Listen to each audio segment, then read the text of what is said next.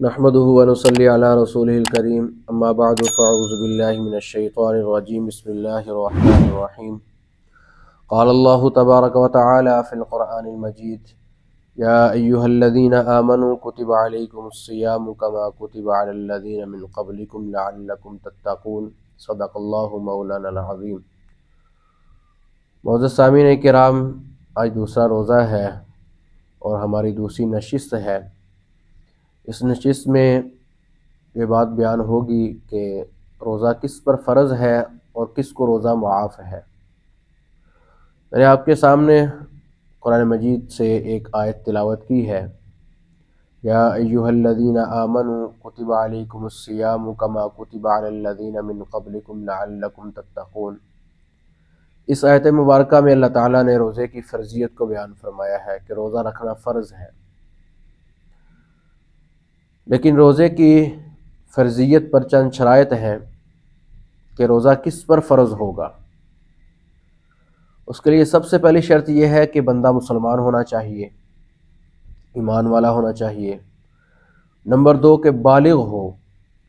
چھوٹے بچوں کو روزہ رکھوایا جا سکتا ہے انہیں شوق دلانے کے لیے، اور یہ اماں فاطمہ رضی اللہ تعالیٰ عنہ کی سنت بھی ہے کہ وہ اپنے دونوں صاحبزادوں کو، حضرت حسن حضرت حسین رضی اللہ تعالیٰ عنہ کو،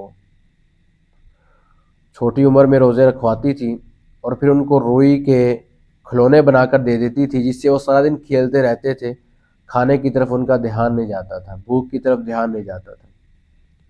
تو ہمیں بھی چاہیے کہ ہم اہل بیت کا نام تو لیتے ہیں، ہم ان کے طریقوں کو بھی اپنائیں۔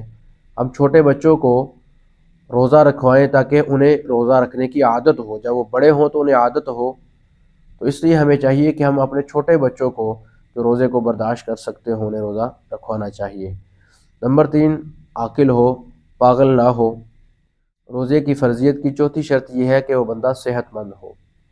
ایسی بیماری ہے کہ اگر روزہ رکھتا ہے تو بیماری کے بڑھنے کا اندیشہ ہے، زیادہ ہونے کا اندیشہ ہے، تو روزہ اس کو وقتی طور پر معاف ہے۔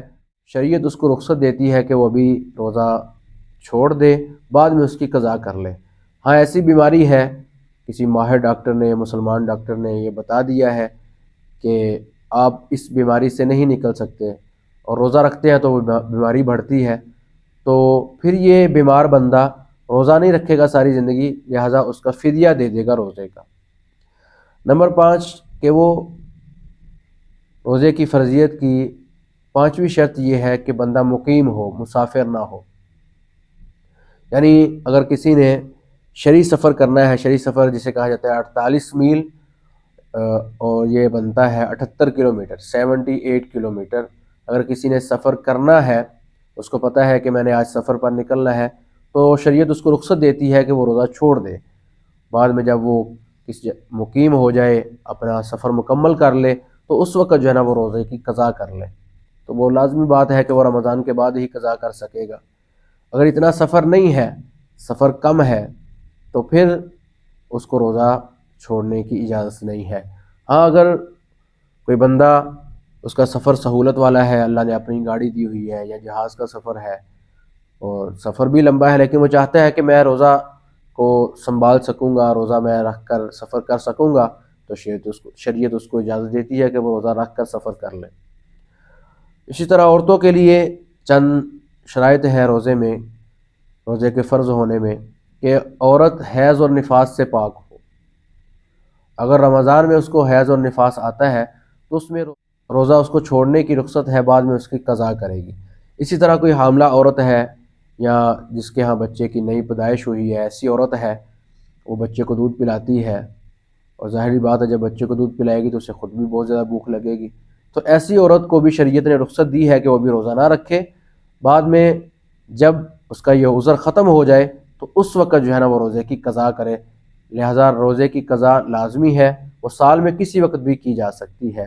اللہ تعالیٰ سے دعا ہے اللہ تعالیٰ ہمیں رمضان کے روزوں کی قدر کرنے کی توفیق عطا فرمائے۔ وآخر دعوانا الحمدللہ۔